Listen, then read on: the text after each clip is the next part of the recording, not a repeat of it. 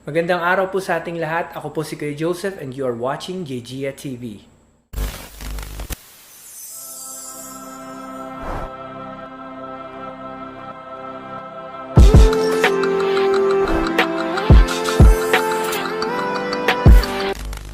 Kamusta JGA? At hello din po sa ating mga bagong viewers.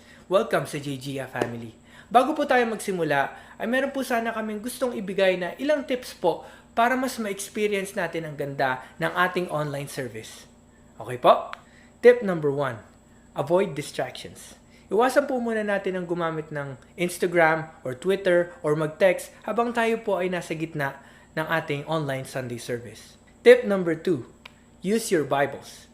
Alam nyo mga kapatid, magandang habit ang gamitin natin palagi ang ating Bibles. Plus, makikita nyo rin po kung tama ang binibigay naming mga verses sa inyo. Tip number 3. Interact with us. Alam nyo mga kapatid, pag nakikita po namin yung mga comments nyo dyan sa baba, natutuwa po talaga kami. Kaya pwede po kayong mag-comment ngayon. Batiin nyo po yung mga fellow viewers natin na nanonood. Pwede rin po tayong makikanta, makisigaw, palakpak at makisayaw. Also, pwede rin po tayong mag-subscribe at i-hit po natin ang notification bell button para po updated tayo sa ating daily uploads. So yan po ang ating tatlong tips. We hope ma-apply po natin lahat. Nga po pala, pagkatapos po ng video, pwede po tayong magsama-sama as a group or as a family at pwede po nating i-share ang ating mga natutunan mula sa video. At maigi rin po na tayo ay maghanda ng tinapay at kahit juice para sa ating communion. We hope mabless po tayong lahat sa ating mapapanood and may we all grow deeper in love with God. God bless you po. Enjoy the video. Mga kababayan, ang pambansang awit ng Pilipinas. Kayang magiliw, telas ng sinakalan, alam ng puso, sa titik mo'y buhay. Lupang hinirang, tuyan ka ng magiting, sa manlulupin, di ka pasisingil, sa gagatang tutok sa simoy at sa langit mong pagaw, ay hinatang tula, kawin sa pagkayang minamahal, ang isang ng matawad mo'y tagumpay na nag-iindig, ang bituin at araw niya kailan pang ay di magtitingin, luman ang araw ng walhagin pagsinta, buhay langit sa piling mo. Ang inigaya na pagkay mga api, ang mamatay ng dahil sa'yo.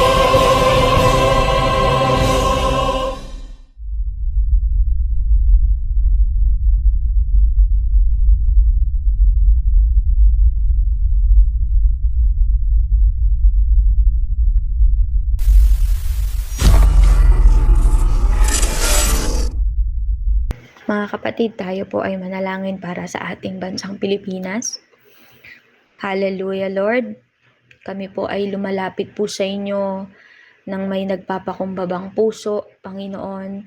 Ina-acknowledge po namin na kayo ay Diyos na makapangyarihan. Ikaw ang haring kataas-taasan at ang iyong banal na spiritu ay sa amin ay nananahan, Panginoon. Lord, una po, humihingi po kami ng tawad sa inyo sa lahat po ng aming mga nagawang kasalanan. Nasaktan po namin ang puso po ninyo, Panginoon, sa maraming mga pagkakataon at maraming mga oras, Panginoon. Lord, bilang mga Pilipino, humingi kami ng tawad sa kawalan po namin ng pananampalataya sa inyo. Lord, even sa hindi po namin pakikipaglaban para sa iyong kalooban sa bansang ito, humingi kami ng tawad, Panginoon, sa lahat ng mga bagay na alam na po naming mali, pero ginagawa pa rin namin, sinusuportahan pa rin po namin, Panginoon. Patawarin po ninyo kami, Lord, kung di kami nananalangin ng buong puso para sa bansang ito, hindi kami nagmamalasakit sa aming mga kababayan, Panginoon. Lord, patawarin mo kami, Lord, kung kami ang unang kumukutsa, imbis na kami ang unang nananalangin para sa bansang Pilipinas. Lord, Panginoon, kami din po ay nagpapasalamat sa inyo dahil sa kabila po ng aming mga kasalanan, sa kabila po ng aming mga pagkukulang, kayo po ay nananatiling tapat. Salamat po, Panginoon, sa mga pangako po ninyo sa amin. Lord, nangako po kayo na hindi mo kami iiwan, hindi mo kami pababayaan. At sa kabila po ng mga nararanasan ng bansang ito, Lord, inside and outside of this nation, ranas na ranas namin at kitang-kita namin ang iyong katapatan, ang iyong biyaya, ang iyong kahabagan, at ang iyong pag-ibig para sa bansang ito at para sa aming mga Pilipino. Kaya po ngayon, Lord, dinudulog po namin ang kalagayan ng aming bansa. Lord, ang nararanasan sa iba't ibang parte ng Pilipinas, yung matinding bugso ng habagat, Panginoon. Lord, nananalangin kami, pinapatupad namin, Lord, ang Psalms 91, that he who dwells in the secret place of the Most High shall abide under the shadow of the Almighty. And I will say of the Lord, He is my refuge and my fortress, my God in whom I will trust. Lord, kami po ay nagpapailalim, kami po ay nananahan, Lord, sa ilalim po ng inyong makapangyarihang trono, Panginoon, ng inyong presensya. Lord, we abide under the shadow of you, our God Almighty. Kaya ang masasabi po namin, Panginoon, ikaw ang siyang kumakalinga ngayon sa Pilipinas habang kami nananalangin. Lord, ikaw ang magtatanggol sa amin, ikaw ang aming Diyos at sa iyo kami nagtitiwala.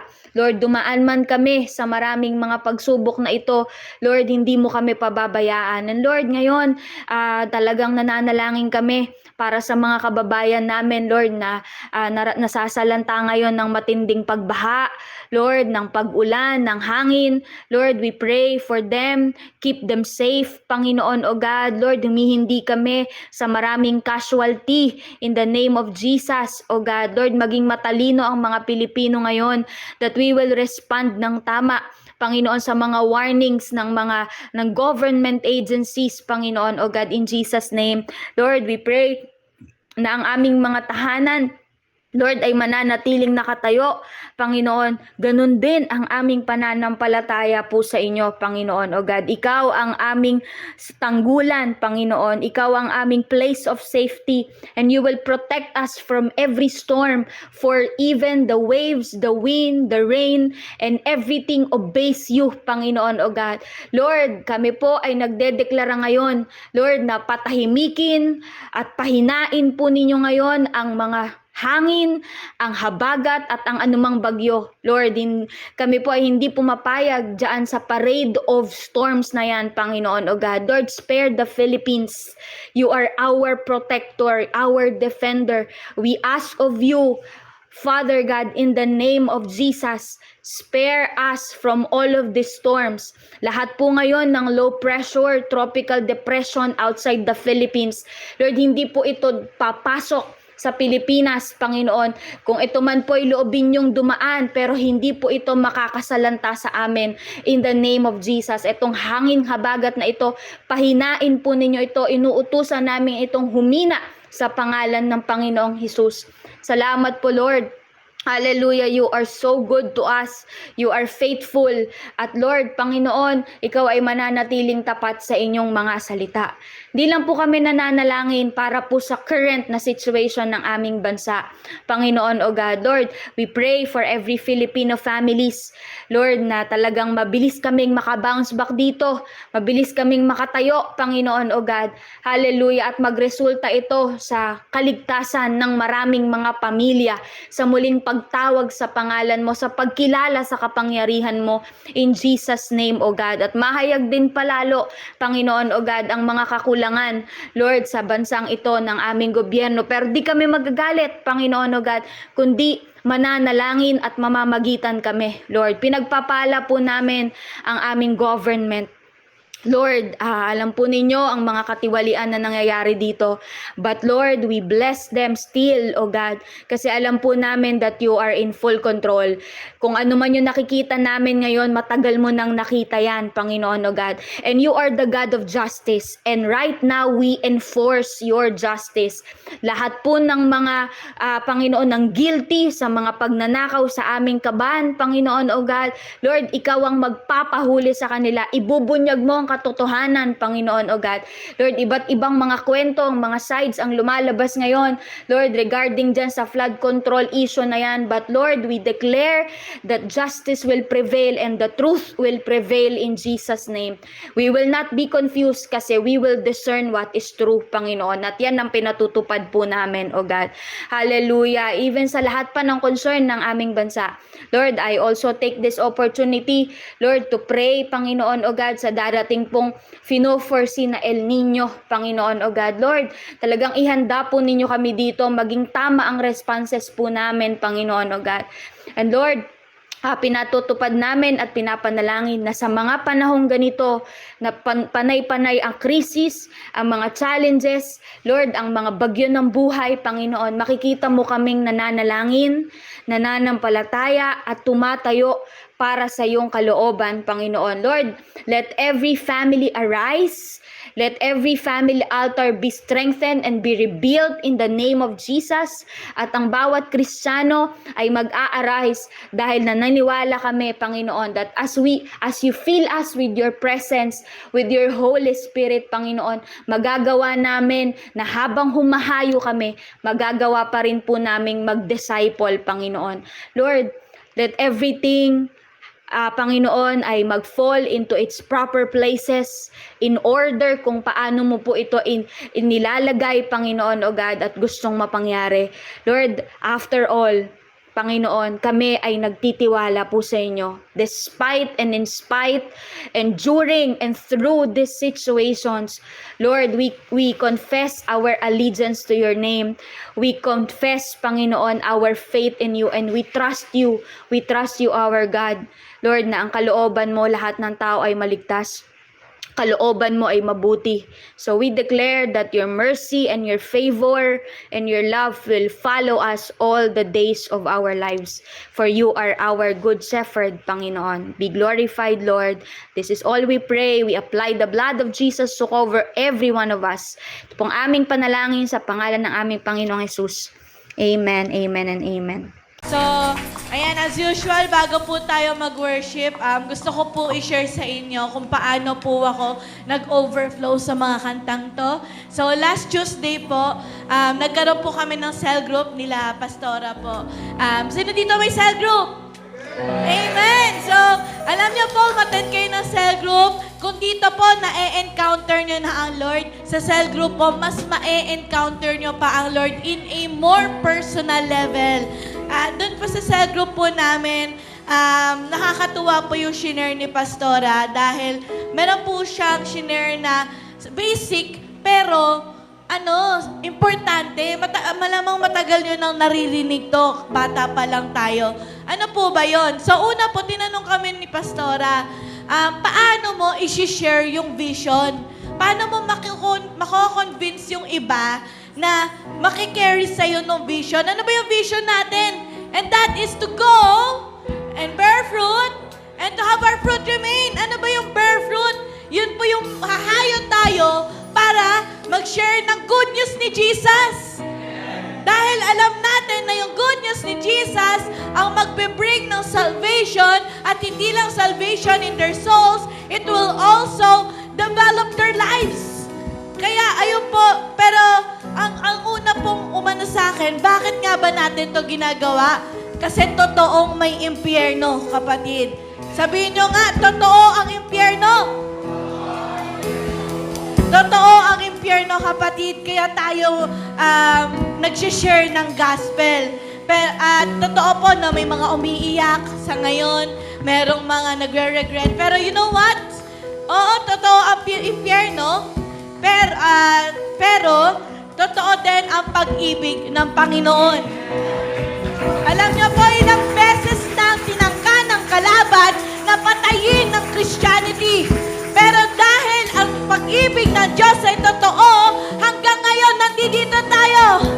Kilala natin na Lord, na-touch tayo ng pag-ibig ng Diyos. Hindi mapipigilan ang pag-ibig ng Diyos. Amen? Kaya yun ang ipagdiriwang natin ngayon. Mahal tayo na Lord. At dahil sa pagmamahal na Lord, sabi sa John 3:16, For God so loved the world, He gave His only Son, and whoever believes in Him will not perish, but have eternal life. Ligtas na tayo! Hindi na natin kailangan pumunta sa impyerno! Hallelujah! Binayaran na ng Panginoong Jesus! Hallelujah! Kaya tayo ay magdiwang! Hallelujah! Thank you, Lord! Lord, maraming salamat. Kami ay narito dahil sa iyong dakilang pag-ibig, Panginoon. We do not need to go to hell anymore dahil binayaran mo na ang kailangang bayaran sa pamamagitan ng iyong dugo. Kaya ngayon, Lord, bilang pagbabalik sa pagmamahal mo, kami ay magpupuri, kami ay magpapasalamat with the breath that you gave to us, oh God, we will worship you. Hallelujah! Sige po, bigay natin sa Panginoon ang best offering of clap that you can give. Hallelujah! Impyerno yun, kapatid! Niligtas ka na, Lord! Hallelujah!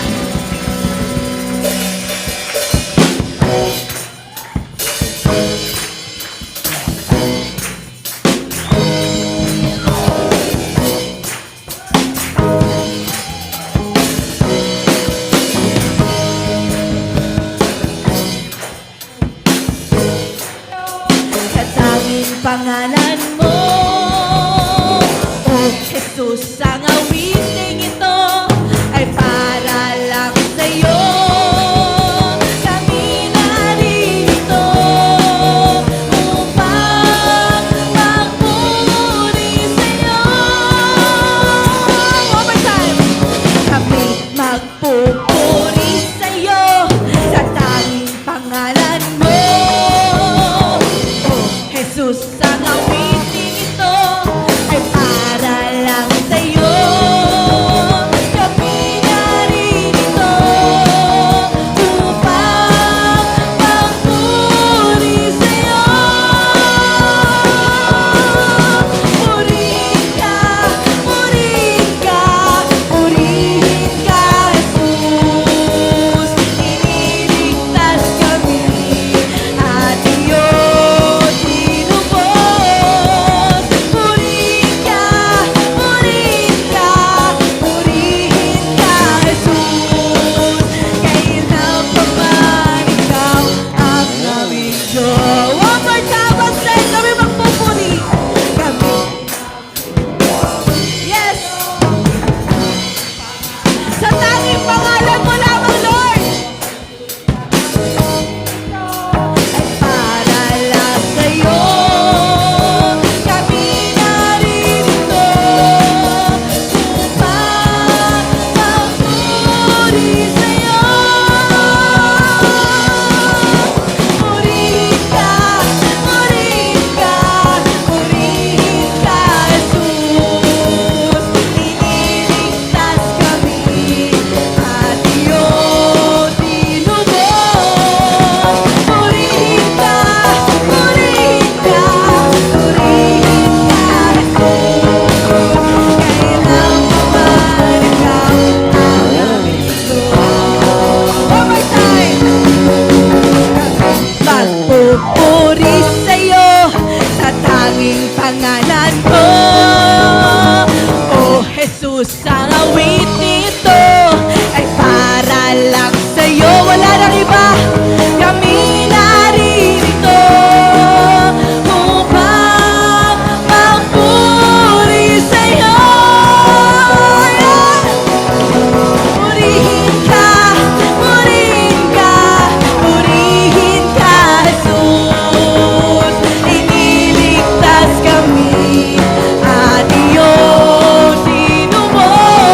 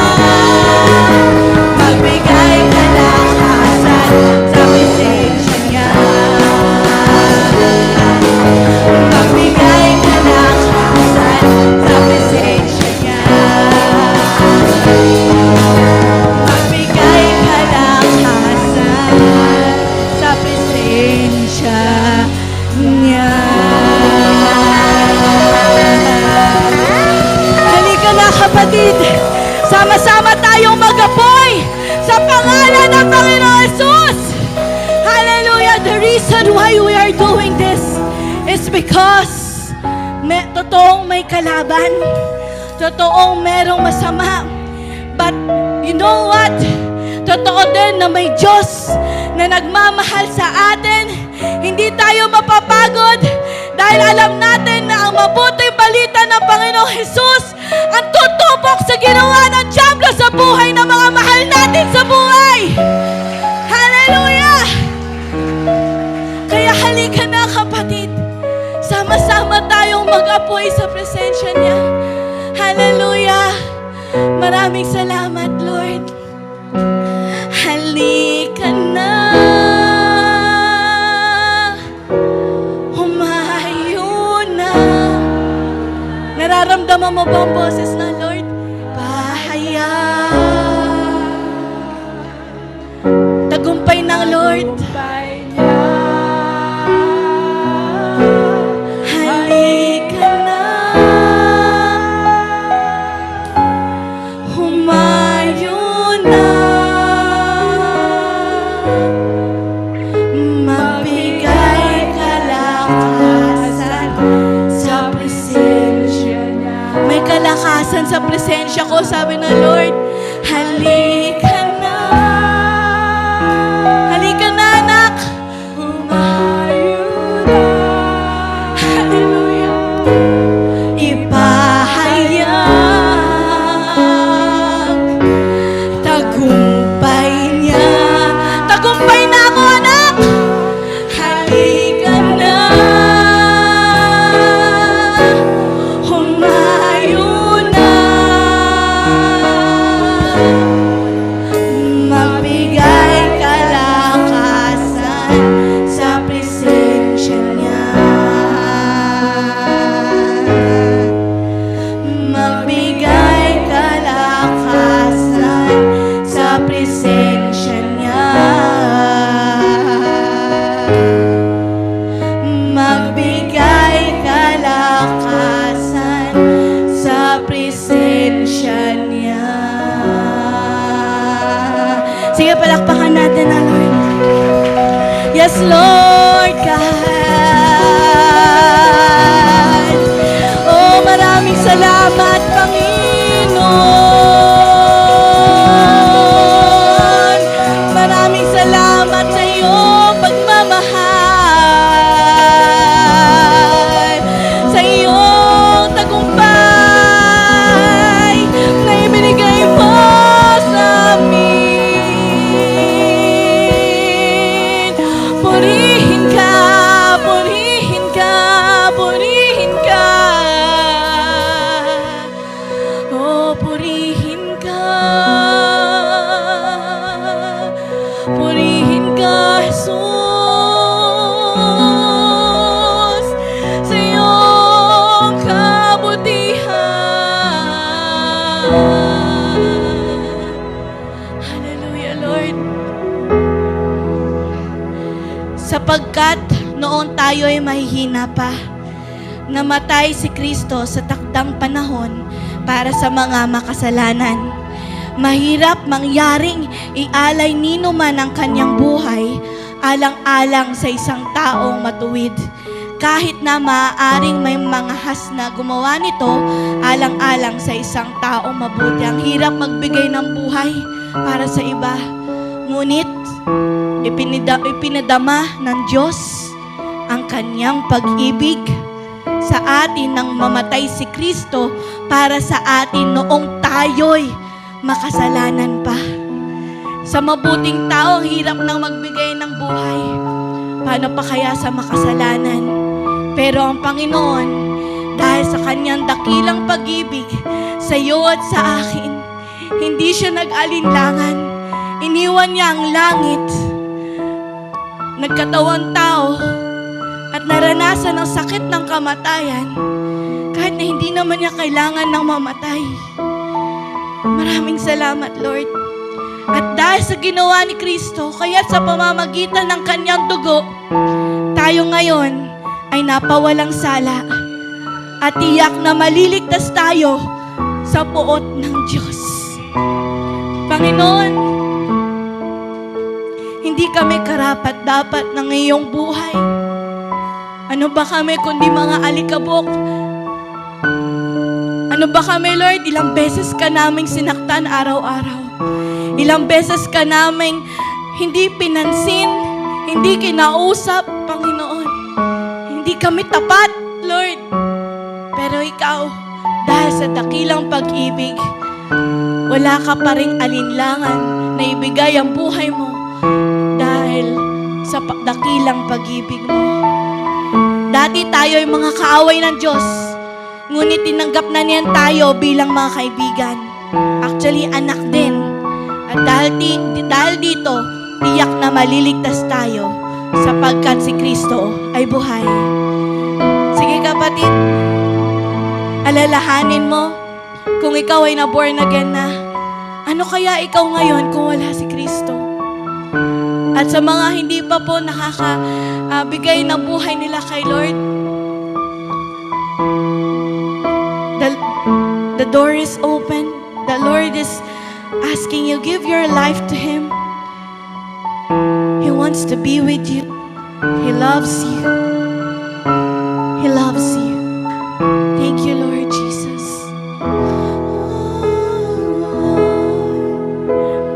I was a wretch.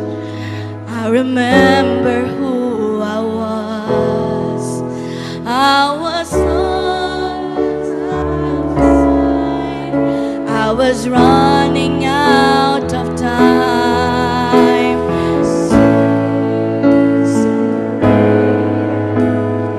The reach was far too wide, but from the far side of the chasm, you had me in your sight. So you made a way across the great divide, left behind heaven's throne to build it here inside. And there at the cross, you paid the debt I owed, broke my chains, freed my soul, and for the first time I had hope. I was lost, I was a wretch. I remember who I was. I was lost, I was blind, I was running out of time. Sin separated, the breach was far too wide, but from the far side of the chasm, you had me in your sight. So you made a way, so you made a way across that great divide, left behind heaven's throne to build it here inside. And there at the cross, and there at the cross, you paid the debt I owed, broke my chains, freed my soul. For the first time I had hope. Thank you, Jesus, for the blood applied. Thank you, Jesus, it has washed me white. Thank you, Jesus, you have saved my life, brought me from the darkness into glorious light. You took my place. You took my place, laid inside my tomb of sin. You were buried for 3 days, but then you walk right out again.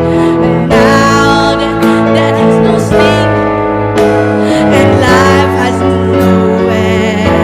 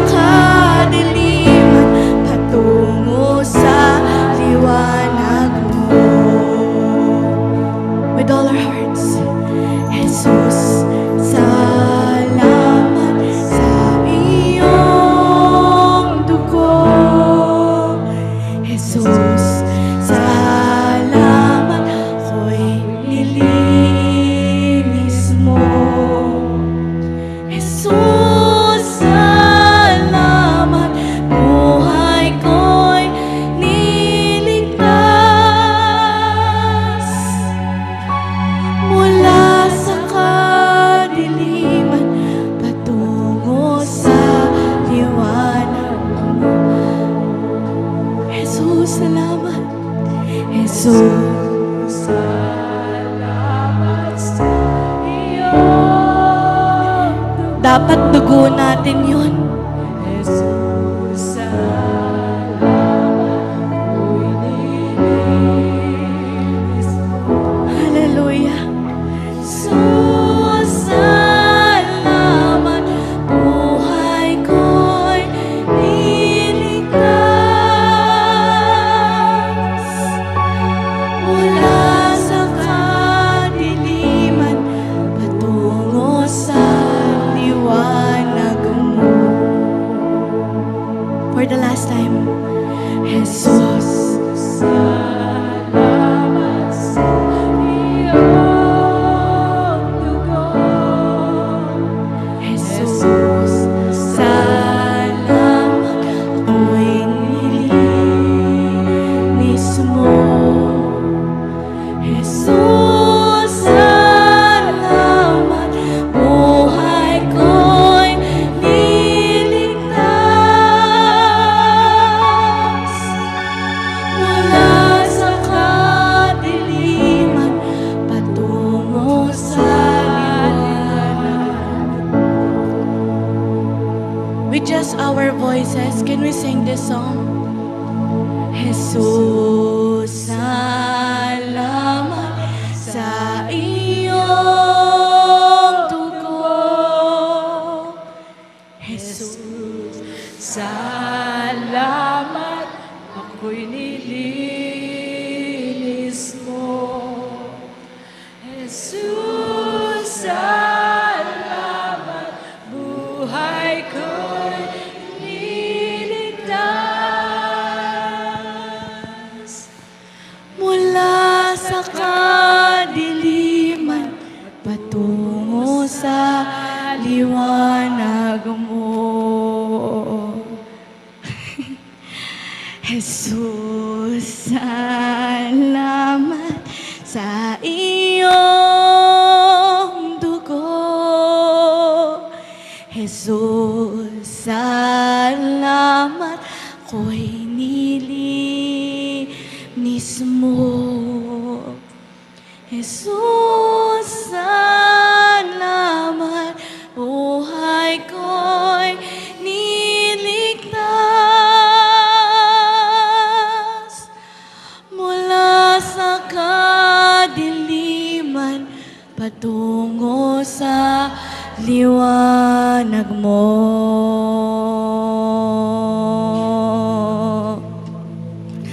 Mula sa kadiliman, patungo sa liwanag mo. Mula sa kadiliman, patungo sa liwanag mo.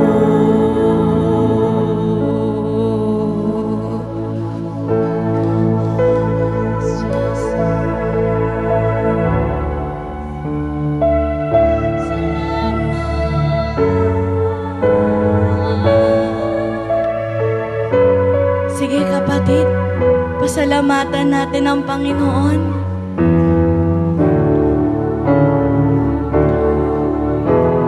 Sinong Diyos ang nagbigay ng buhay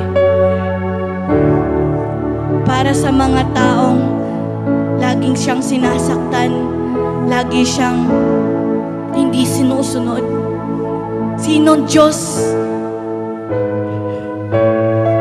ang pipiliin matikman ng kamatayan para sa mundong hindi siya pinili? Hallelujah. Wala kang katulad, Panginoon. Ikaw ay iisa lamang. Hallelujah. Maraming salamat, Lord.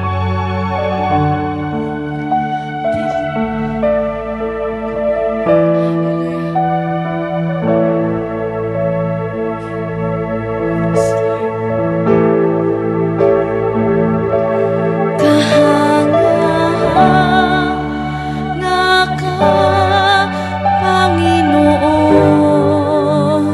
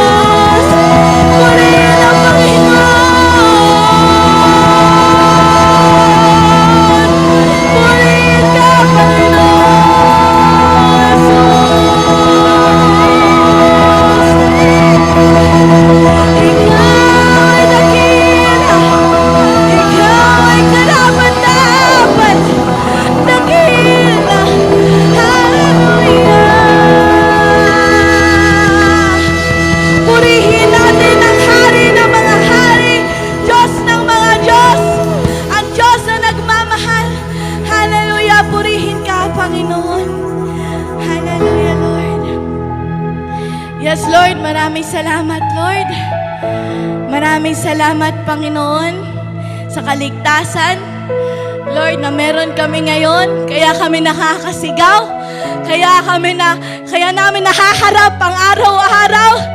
Dahil alam namin nandun ka na, alam namin tagumpay ka na, Panginoon. Hallelujah, kaya lahat ng papuri na mabibigay namin ay sa'yo lamang, Panginoon.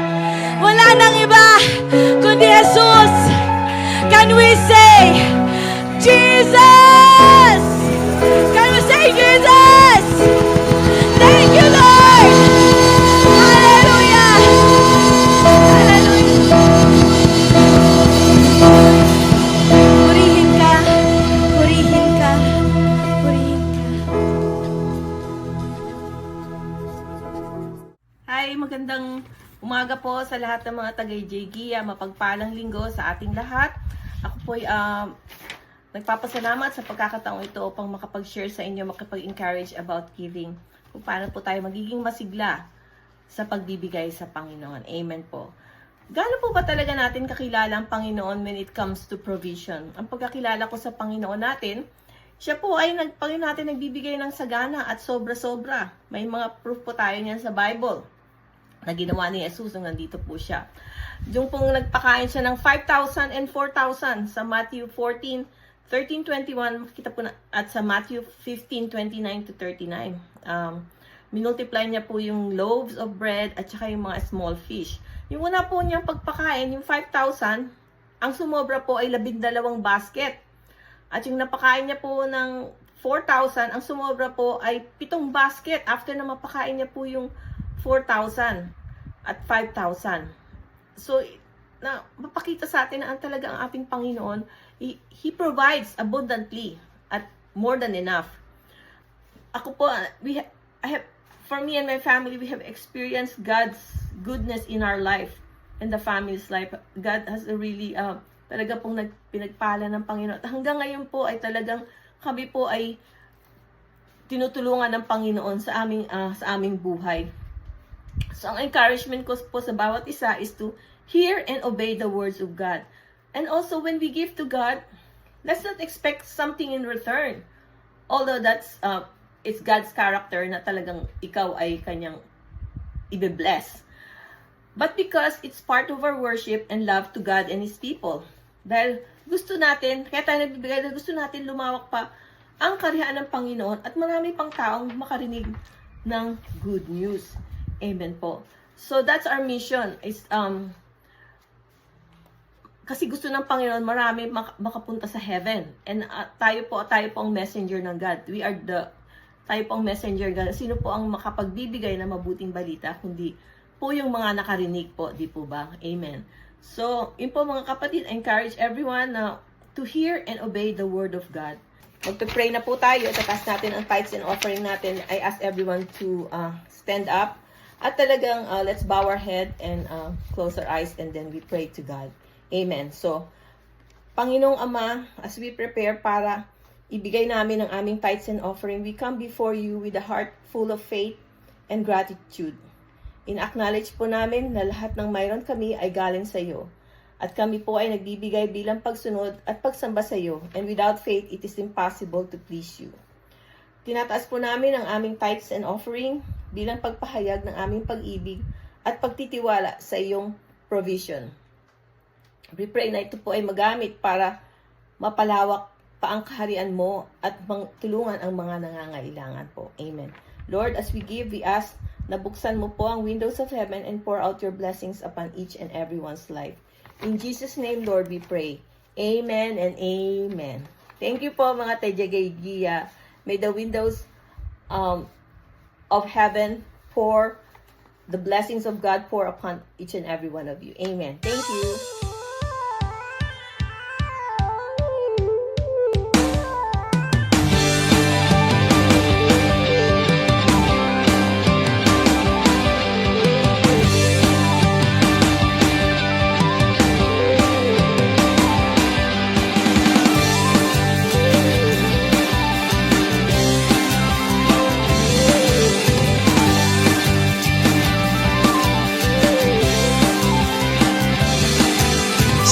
Sinabi ng Diyos na aangat ang buhay ko. Sinabi ng Diyos na sasagana ang buhay ko. Kaya't ako'y magsasaya pagkat ang sinabi ng Diyos ay sinabi na. Kaya't di ko bibitawan ang lahat ng pangako niya. Sinabi ng Diyos na aangat ang buhay ko. Sinabi ng Diyos na sasagana ang buhay ko. Kaya't ako'y nagsasaya pagkat ang sinabi ng Diyos ay sinabi na. Kaya't di ko bibitawan ang lahat ng pangako niya. Isang mapagpalang umaga po sa ating online Sunday service. Hindi po tayo maka-on-site ngayon dahil nga po sa masamang panahon. Pero salamat sa Panginoon, no?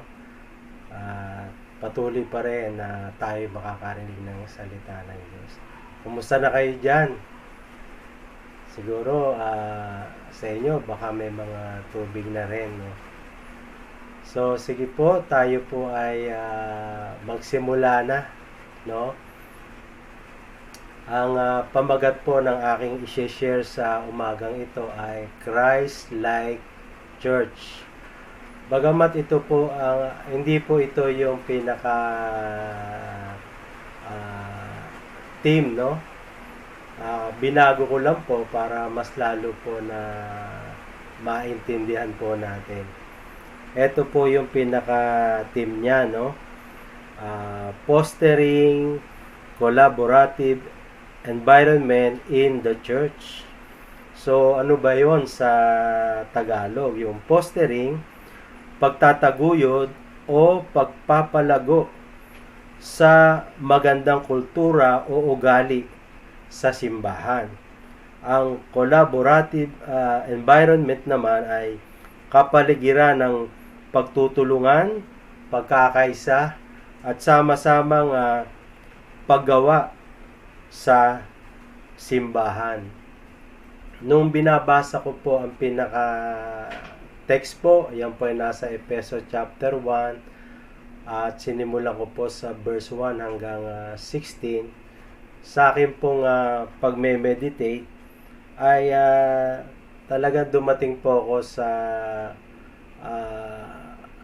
pagkakita na ang susi po upang mangyari po yung tinatawag na fostering collaborative environment in the church ay maging katulad tayo ng ating Panginoon. Maging Christ-like church tayo, mga kapatid. Habang ito po ay pinag-aaralan ko, naalala ko po si Paul, no? Yan po ay nasa 1 Corinthians chapter 11 verse 1. Ang sabi po diyan, tularan ninyo ako tulad ng pagtulad ko kay Kristo. Kaya nga, no, kita natin, no, yung susi ng pagtatagumpay ni Paul sa kanyang misyon, sa kanyang ginagawa sa Panginoon ay dahil, no, ang kanyang tinutularan ay ang ating Panginoong Hesus, mga kapatid, no? Kaya nga nakita ko po, no, ang pinakasusi ng paglago, pagkakaisa at pagtatagumpay ay mangyayari lamang kung tutularan natin ang ating Panginoong Hesus. Kaya nga sa umagang ito, ang aking tanong ay paano magiging Christ-likeness o Christ-like church ang simbahan o ang church, no? Ang ating pong text ay nasa Efeso chapter 4 verse 11 to 16. Ang sabi po diyan, ibinigay niya na maging mga apostol ang ilan ay maging mga propeta, ang ilan ay maging mga mangangaral ng ebanghelyo, at ang ilan ay maging mga pastor at mga guro Ito ay upang maging handa ang mga banal para sa gawaing paglilingkod at para sa ikatitibay ng katawan ni Kristo. Ito ay hanggang sa maabot natin lahat ang pagkakaisa ng pananampalataya at ng kaalaman sa anak ng Diyos. Hanggang sa tayo maging sakdal, hanggang sa tayo lumaki sa pinakasukat ng kataasan ng kapuspusan ni Kristo. Ito ay upang hindi na tayo maging mga bata na sinisiklot at tinatangay kung saan-saan ng bawat hangin ng katuruan. Ito ay sa pamamagitan ng pandaraya ng mga tao at ng katusuhan na naghahatid patungo sa mapanglinglang na kaparaanan. Sa halip, panatilihin natin ang katotohanan ayon sa pag-ibig upang lumago tayo sa lahat ng mga bagay kay Kristo na siya ang ulo. Sige po, meron pa pala sa verse 16. Sa Kanya ang buong katawan ay inihugpong at pinag-isa na itinustos ng bawat duktong ayon sa sukat ng paggawa ng bawat isang bahagi. Kaya nga ang paglago ng katawan ay gumagawa sa ikatitibay ng kanyang sarili niya sa pag-ibig. Saglit po tayong manalangin.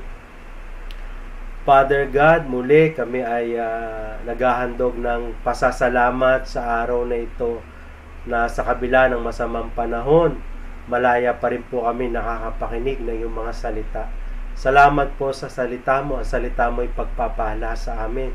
Ang aming pong dalangin, kayo nga po ang magbubukas ng aming puso. Kayo nga po ang magbibigay po sa amin ng pagkaunawa sa iyong mga salita sa umagang ito. Patuloy nga po naming inaanyayahan ang banal mong Espiritu na siya pong gumawa sa aming kalagitnaan. Marami pong salamat. Ito ang aming panalangin sa pangalan ni Jesus. Amen. Amen. Amen. Unang-una po na nakita ko po sa pag-aaral dito po sa Efeso chapter 4 ay nais ko po muna na atin pong tingnan yung verse 1 and 4. Dahil nakita ko po rito, unang-una na nakita ko na paano nga ba nagiging Christ-like ang church, mga kapatid. Unang-una nakita ko rito, the Holy Spirit in Christ likeness. No? Ang sabi po diyan sa Efeso chapter 4 verse 1 to 4, ako na bilanggo sa Panginoon ay namamanhik sa inyo na mamuhay kayo ng nararapat sa tawag na itinawag sa inyo. Mamuhay kayong may buong kapakumbabaan, kaamuan na may pagtitiis. Magbatahan kayo sa isa't isa sa pag-ibig. Pagsikapan ninyong panatilihin ang pagkakaisa ng Espiritu sa buklod ng kapayapaan. Merong isang katawan at isang Espiritu kung papaanong tinawag din kayo sa isang pag-asa ng inyong pagkatawag. No, dito po sa mga verse na ito ay nakita po natin. Unang-una, ang tawag ng Diyos sa simbahan. Ang tawag ng Diyos sa simbahan. May calling po ang simbahan. Kaya po ang simbahan ay nilikha ng Diyos. Meron pong layunin ang Diyos sa simbahan. Pangalawa po ay nakita po rin natin dito na may paraan ng pamumuhay ang Diyos sa simbahan. No, may paraan ng pamumuhay ang Diyos sa simbahan. At dito po ay nakita nga po natin ang banal na Espiritu. Ang napakahalagang role ng Holy Spirit para mangyari po ang mga bagay na ito. No, katulad nga po ng sabi sa Zechariah chapter 4 verse 6, sinasabi niya sa akin, bago ko sagutin niya, pakinggan mo muna itong mensahe ng Panginoon. Makapangyarihan na sasabihin mo kay Zerubbabel.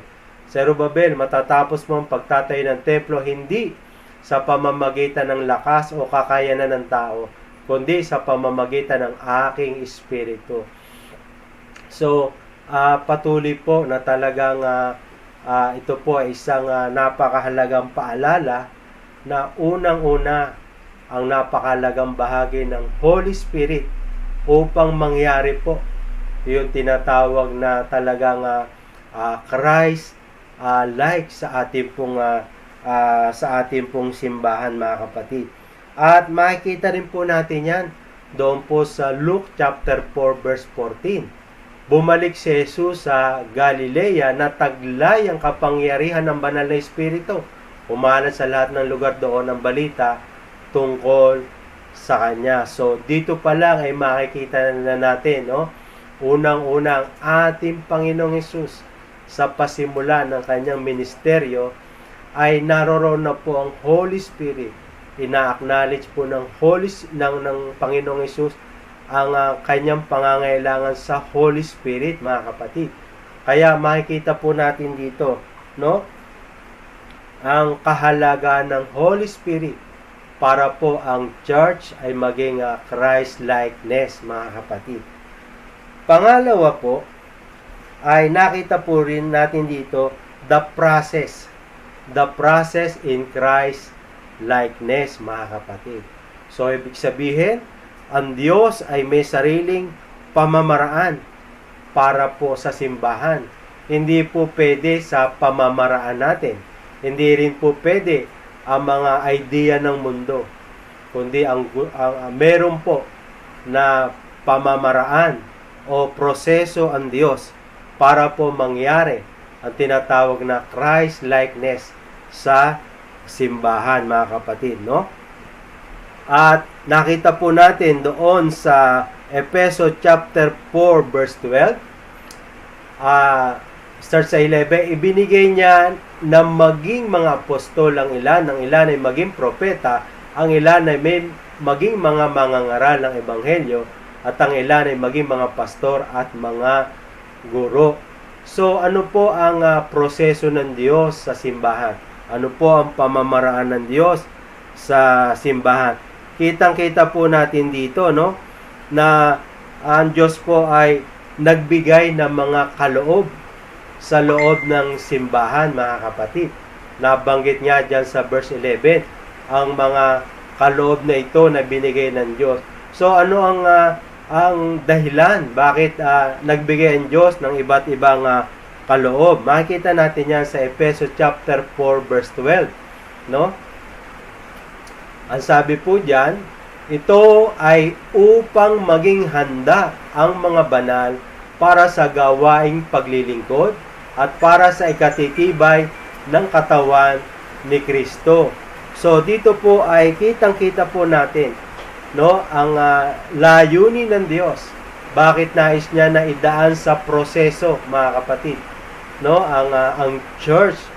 Ulitin ko, no, ang gusto ng Diyos na mangyari sa church ay maging Christ-likeness ang church.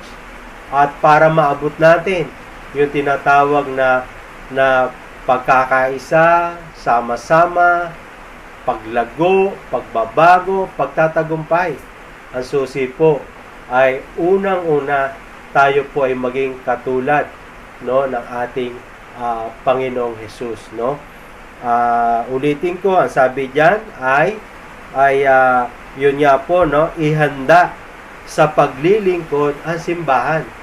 So yung po ang dahilan, paglilingkod sa simbahan, mga kapatid. Bakit po paglilingkod? Ang sabi sa Mateo 20:28, sabi ng Panginoong Hesus, maging ako na anak ng tao ay naparito sa mundo, hindi upang paglingkuran, kundi upang maglingkod at magbigay ng aking buhay para maligtas ang maraming tao. So, ang isa sa katangian na nais ng Panginoon na makita sa church, ang katangian na ito ng Panginoong Hesus, ang paglilingkod, mga kapatid. So, kitang-kita po natin dyan. Ang paglilingkod ay isang katangian, no, ng ating Panginoong Hesus. So, ang simbahan ay ginawa, mga kapatid, no, upang ang simbahan ay makapaglingkod, mga kapatid. Makapaglingkod tayo. Pangalawa ay makikita natin diyan upang lumago ang simbahan. Paglago, no? Paglago. Ang sabi nga sa John chapter 1 verse 14, nagkatawan-tawang salita at namuhay na kasama natin. Nakita namin ang kadakilaan niya bilang kaisa-isang anak ng Ama.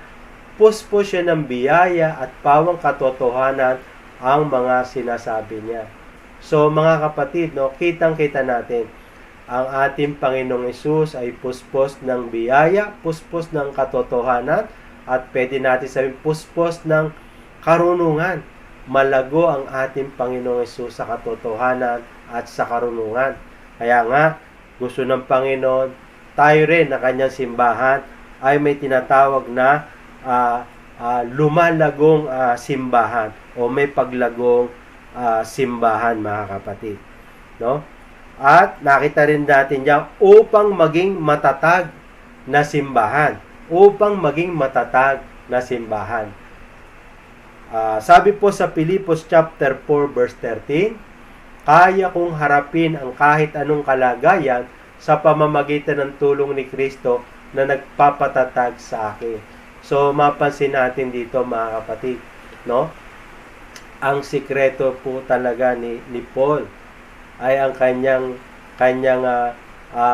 pagtulad, no, sa ating Panginoong Hesus. At ano naman ang epekto nito? Ano naman ang bunga nito sa kanyang buhay, mga kapatid? Kaya niyang harapin ang kahit anong kalagayan. So, nakikita ba natin, kapatid, na bakit, no?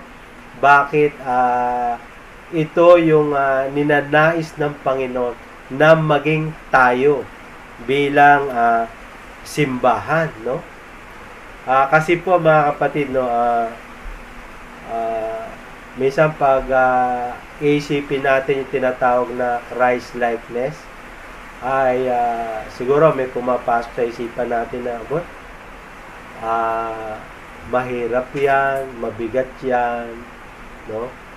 Pero nung ito po ay aking binabasa, akin pong naintindihan, no, na kaya pala nais ng Panginoon, na nais ng Diyos Ama na ang tularan natin ay Panginoong Hesus. Kasi kung tayo ay magiging katulad ng Panginoon sa isip, sa pananalita, sa paggawa, sa pananaw, no, wala tayong hindi kaya, no, na harapin, na hindi natin mapagtatagumpayan, mga kapatid. Kasi ang Panginoong Hesus, no, hinarap niya na ang lahat ng pagsubok, hinarap niya na ang lahat ng tukso, hinarap na niya ang lahat ng mga hirap. Pero ang lahat ng yan ay napagtagumpayan ng ating Panginoong Hesus. Kaya nga gusto rin ng ating Diyos Ama na maranasan din natin yan.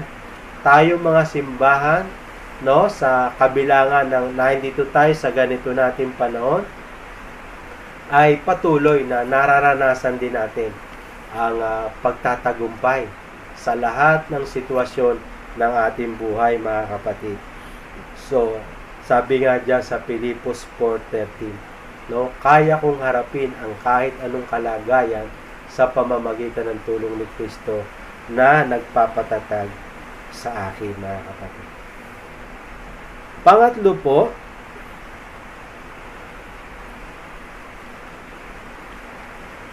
the purpose of Christ likeness. So, dito pa lang makikita natin, meron pala po na magandang layunin ang Diyos. Bakit gusto niya na tularan natin ang ating Panginoong Hesus? Makikita natin yan sa Efeso chapter 4 verse 13. Ito ay hanggang sa maabot natin ang nating lahat ang pagkakaisa ng pananampalataya at ng kaalaman sa anak ng Diyos, hanggang sa tayo ay maging sakdal, hanggang sa tayo ay lumaki sa pinakasukat ng kataasan ng kapuspusan ni Kristo. So, makikita natin dito, no, yung purpose ng Christ likeness, unang-una ay magkaroon tayo ng tinatawag na pagkakaisa sa simbahan. Pagkakaisa sa simbahan. No? Ano bang klaseng pagkakaisa ang sinasabi ng Panginoon dito? No? Unang-una ay pagkakaisa sa pananampalataya. No? Pagkakaisa sa pananampalataya. Isang pananampalataya lang tayo. No? isang pagkakilala sa Diyos. Isang pagkakilala sa Diyos. Isang paglago. Isang paglago. So, nakikita po ba natin ang halaga ng pagiging pagkakaisa? No? Kasi tulad halimbawa nung pananampalataya, di ba? Imagine natin, no? Kung hindi pare-parehas ang paniniwala natin, syempre magulo. Hindi tayo magkakaintindihan yan. Pero kitang-kita natin, no? Kapag tayo ay dumaan sa proseso, sa paraan ng Diyos, no? Ay tayo ay dadalhin niya sa iisang pananampalataya, iisang pagkakilala sa Diyos, at sabi roon, isang paglago, mga kapatid. Isang paglago, no? Dahil dito, no, ano yung mangyayari sa atin, no? Naalala ko yung sinabi ni Pastora nung siya ay nag-preach sa Noveleta Church, no? Kapag tayo ay merong isang pananaw, no? Meron tayong tinatawag na isang galaw. No? Isang galaw. Hindi tayo magulo, hindi tayo nagkakabahabahagi, no? Kasi meron tayong isang pananampalataya. Meron tayong isang pagkakilala sa Diyos, at meron tayong isang paglago, mga kapatid, no? So, nakikita po ba natin ang halaga ng pagiging pagkakaisa, no? Kasi tulad halimbawa nung pananampalataya, di ba? Imagine natin, no? Kung hindi pare-parehas ang paniniwala natin, syempre magulo. Hindi tayo magkakaintindihan yan. Pero kitang-kita natin, no? Kapag tayo ay dumaan sa proseso, sa paraan ng Diyos, no? Ay tayo ay dadalhin niya sa iisang pananampalataya, iisang pagkakilala sa Diyos, at sabi roon, isang paglago, mga kapatid. Isang paglago, no? Dahil dito, no, ano yung mangyayari sa atin, no? Naalala ko yung sinabi ni Pastora nung siya ay nag-preach sa Noveleta Church, no?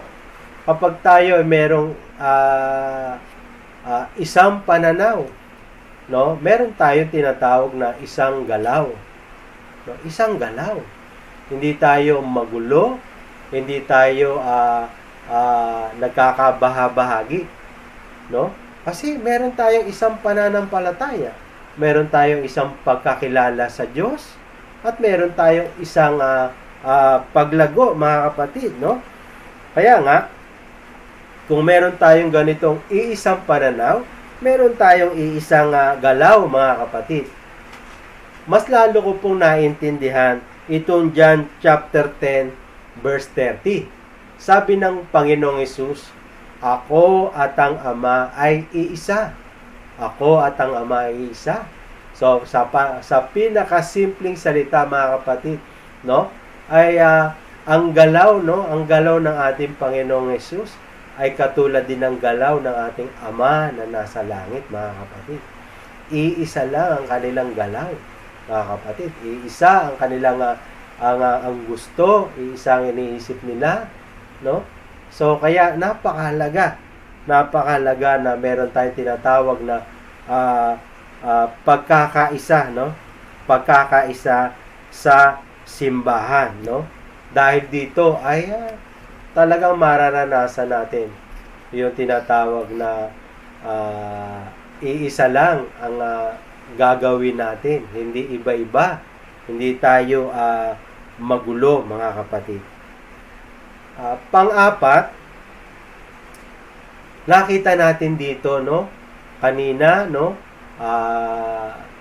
yung pinakauna, kitang-kita natin yung halaga ng ng banal na espiritu.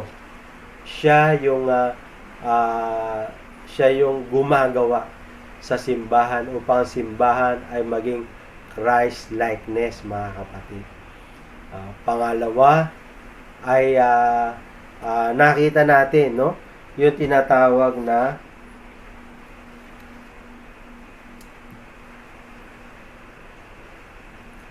the process. The process, no?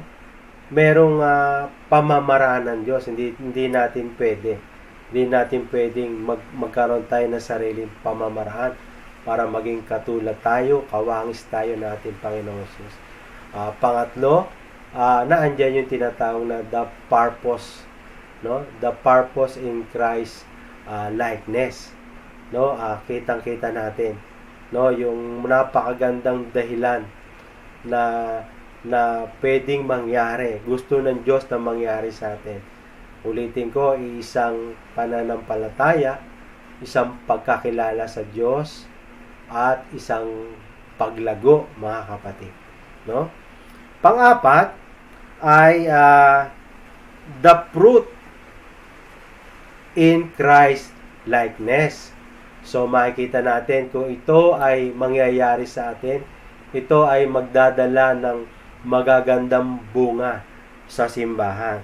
So ang ibig sabihin niyan, ang mga bunga sa simbahan, ang magiging bunga ng simbahan kapag, no, ang ating Panginoong Hesus, ang ating pong tinularan, ang ating Panginoong Hesus, ang ating pong sinundan. Yan po ay makikita natin sa Efeso chapter 4 verse 14 to 16. Sabi po diyan, ito ay upang hindi tayo maging mga bata na sinisiklot at tinatangay kung saan-saan ng bawat hangin ng katuruan.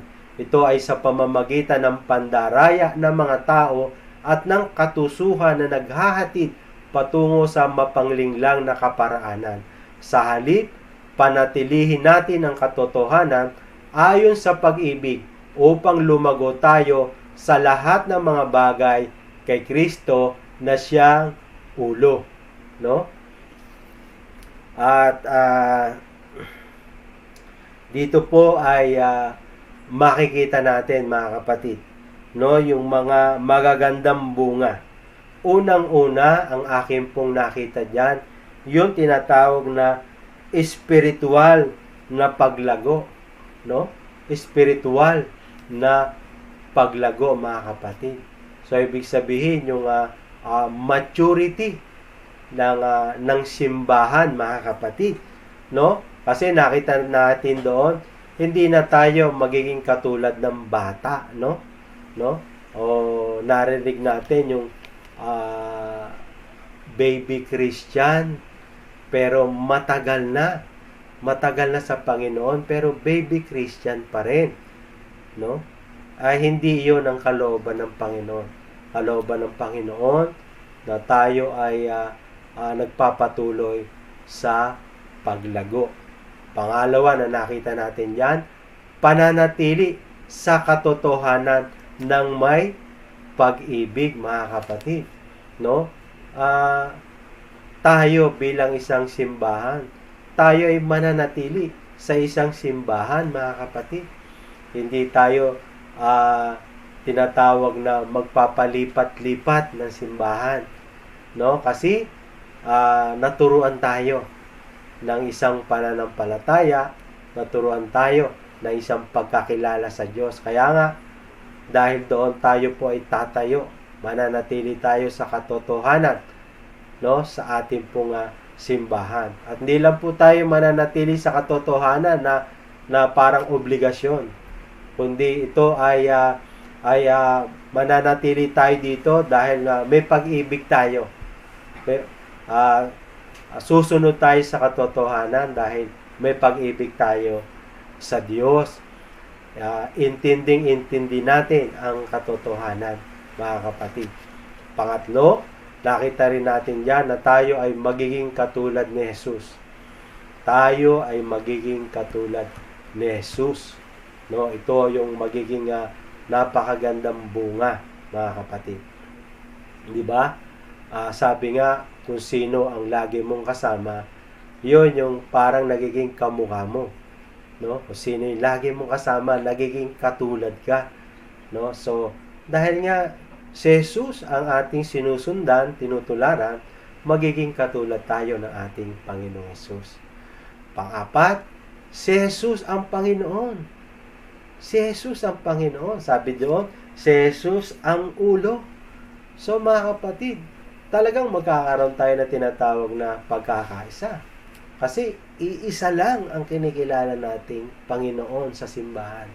Walang iba kundi ang ating Panginoong Jesus na namatay sa krus ng Kalbaryo at muling nabuhay, mga kapatid. Nakita rin natin dito ay magaganap yung tinatawag na nagtutulungan, no? Nagtutulungan. 'Di ba? Napakaganda na ito ay makita sa simbahan, no? Nagtutulungan ang lahat, no? Ay may ginagawa. Walang ginagawa, kundi lahat ay may pakialam, lahat ay may bahagi. Pag tayo nagkakaisa, mas malaki ang magagawa natin, mas magaang gawin ang maraming gagawin dahil nagkakaisa tayo. Mahirap gawin kapag nag-iisa, mga kapatid. Pero kung tayo tulong-tulong, gaano mang kabigat yan, gaano mang karami yan, kaya natin gawin yan, mga kapatid. No? Andiyan pa na gumaganap sa tungkulin ng bawat isa, mga kapatid. So, kita natin, ang ibig sabihin niyan ay kusang loob. Kusang loob ang paggawa ng bawat isa, no? Gagawa na masaya. Ano man yung mga tuntunin, ano man yung mga ibinababa sa loob ng simbahan, ay talagang nakikiisa, mga kapatid. No, kaya nga balikan ko lang kanina, no, yung process ng Panginoon. Nagbigay siya ng mga apostol, pastor, guro, propeta, no, para turuan, no, lumago ang simbahan, mga kapatid. Mga kapatid, ano po yung aplikasyon niyan? Tayo po ay makiisa doon sa mga ginagawang mga training sa ating church. No, doon na tayo magpabago, mga kapatid. No? Paano sundin natin yung tinuturo sa atin? Paano tayo tinetrain? No? Kasi pag hindi tayo, no, parang ganito po 'yan, no? Ang Lord, ang unang kaparaanan na ginagamit niya para baguhin tayo yung kanyang salita. Pero kung hindi tayo magpapabago sa kanyang salita, no, siguro dadaan tayo sa mahirap na training. Gusto nyo ba yung palo? Gusto nyo ba yung mabibigat na pagsubok? No, para lang maintindihan natin yung itinuturo ng Panginoon sa atin. So, siguro maganda na sa ating training ay magpaturo na tayo sa Panginoon. So, hindi na natin yung tinuturo sa atin ng Panginoon, mga kapatid. So, ulitin ko, dahil nga dyan, mga kapatid, ay tayo ay magkakaroon ng tinatawag na pagkakaisa. Isa ang pananaw, isa ang ating galaw sa church, mga kapatid. Dahil yan ang kalooban ng Panginoon. At ito, last, no, na magaganap sa atin, ibubunga, tayo ay magkakaroon ng tunay na paglago at pagtatag, mga kapatid. Paglago at pagtatag. 'Di ba napakaganda ng layunin ng Diyos. Bakit niya gusto na ang maging pattern natin, ang sukatan natin, ang sundin natin ay ang ating Panginoong Hesus, no? Kaya nga mas lalo ko naintindihan, no? kahit siguro sa mga iba-ibang mga ginagawa natin, dapat ang ating ginagaya ay ang ating Panginoong Hesus, no? Halimbawa, for example, kapag tayo ay may mga sitwasyon, ang Panginoon, pag siya ay mayroong mga haharapin, siya ay nananalangin. So kapag may sitwasyon, nananalangin tayo, tayo ay nagiging katulad ng ating Panginoong Hesus, no? At talagang magtatagumpay tayo. Magtatagumpay tayo kasi ang Panginoon, siya ay naging mananagumpay dahil siya ay nandito pa sa lupa, mga kapatid. So, sa akin pong pagtatapos, no, ano po yung nais na ipaintindi sa atin ng ating Panginoon? Basahin ko lang po ito, no, para hindi ko po malimutan. Nakita ko po rito, ang plano ng Diyos Ama sa simbahan ay maging Christ-like church, mga kapatid, no? At nakita ko rin po na dapat pala ang pangunahing pangarap at gustong abutin ng mga pastor, ng mga leader, ng mga manggagawa ay maging tulad ni Jesus ang kanyang mga nasasakupan, mga kapatid, no? At pangatlo po, nakita ko rin po dapat na ang pangunahing pangarap at maabot ng mga miyembro bilang individual ay maging katulad ng ating Panginoong Hesus. Maging katulad ng ating Panginoong Hesus, no? Naalala ko rin po, sabi ng Ama sa ating Panginoong Hesus, ng ating Panginoong Hesus ay nagpa-water baptize kay John the Baptist. After siya ma-water baptize, bumukas ang langit. Ano ang sabi ng Diyos Ama sa ating Panginoong Hesus? No? Ano ang sabi roon? Ito ang minamahal kong anak na lubos kong kinalulugdan. No? Sabi ko, bakit pinaalala ito sa akin ng Panginoon? Mga kapatid, kapag tayo na simbahan, ang ating ginagaya, ang ating tinutularan ay ang ating Panginoong Hesus, nakita ko po na masasabi rin po sa atin ng ating Panginoong Hesus na ito ang minamahal kong simbahan na lubos kong kinalulugdan. So, ang sarap pakinggan, mga kapatid, no, na ang Diyos ay tunay na nalulugod sa atin. Bakit? Kasi ang nakikita niya sa simbahan ay ang anak niya na si Jesus sa pamamagitan natin, mga kapatid. Last po, ako po ay naniniwala ngayon, kung gusto natin ng pagkakaisa, kung gusto natin ng pagbabago, kung gusto natin ng paglago, kung gusto natin ng pagtatagumpay, ay ang ating Panginoong Hesus, ang yapak ng ating Panginoong Hesus, ang ating pong sundan, ang halimbawa ng ating Panginoong Hesus, ang ating tularan.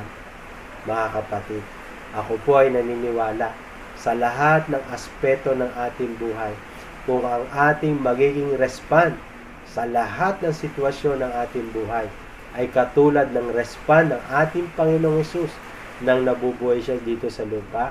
Alam nyo, anuman ang ating mga pagdaanan, mararanasan din natin na tayo po ay nagtatagumpay, mga kapatid. Hallelujah! Salamat sa ating Panginoon sa muli ay pagbibigay niya sa atin ng pagkaunawa.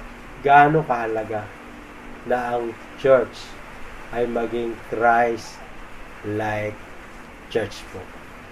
Sige po, tayo po ay manalangin.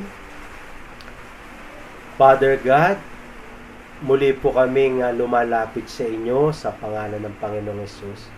Kami po ay buong pusong nagpapasalamat sa muli ay pagtuturo niyo po sa amin, pagpapalawak ng pagkaintindi po namin bakit, Panginoon, nais mo na kami ay maging katulad mo, Panginoong Hesus, sa aming pag-iisip, pananalita, sa aming paggawa, sa aming pamumuhay, sa aming pananaw.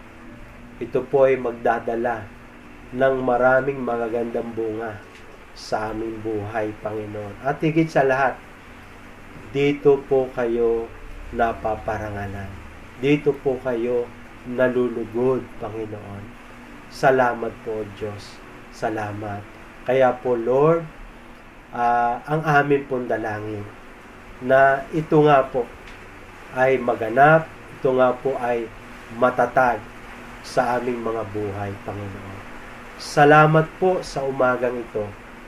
Ito po ang aming panalangin sa pangalan ni Jesus. Amen. God bless po sa ating lahat. Dumako tayo ngayon sa ating communion.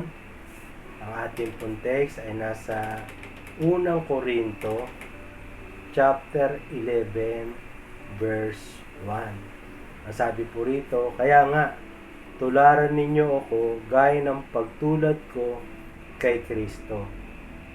Muli po, ang tinapay ay nagsisimbolo po ng katawan ng ating Panginoong Hesus na bayubay sa krus ng Kalbaryo.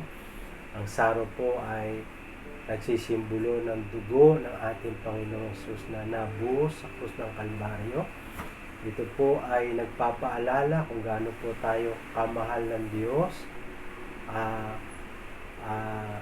Ito po ay nagpapaalala ng pagpapatawad ng Diyos sa ating mga kasalanan, pagliligtas ng Diyos sa atin sa kapahamakan, at pagbibigay sa atin ng pagkakaroon ng relasyon sa Kanya bilang anak.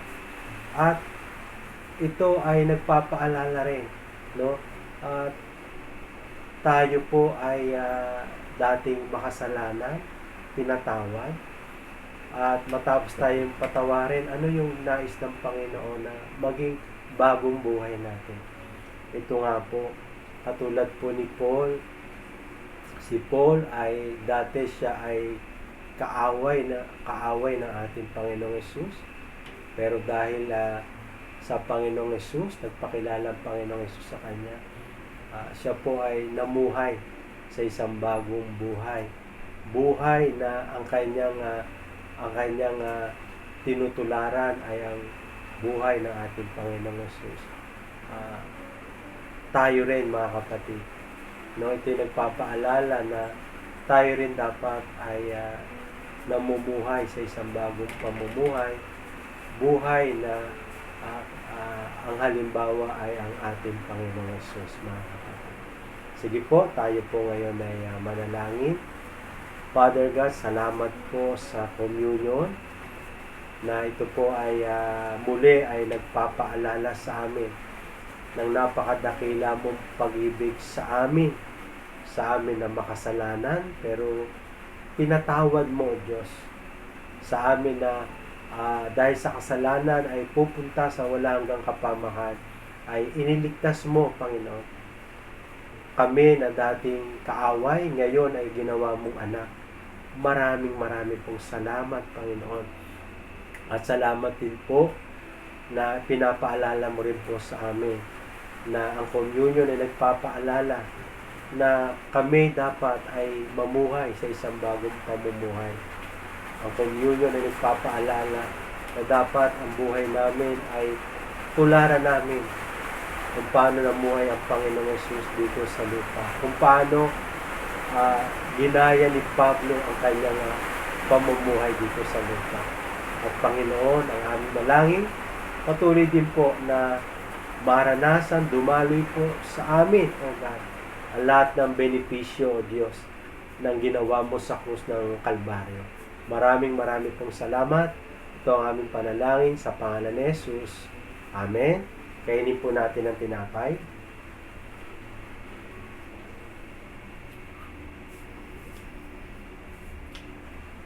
Inumin po natin ang saro.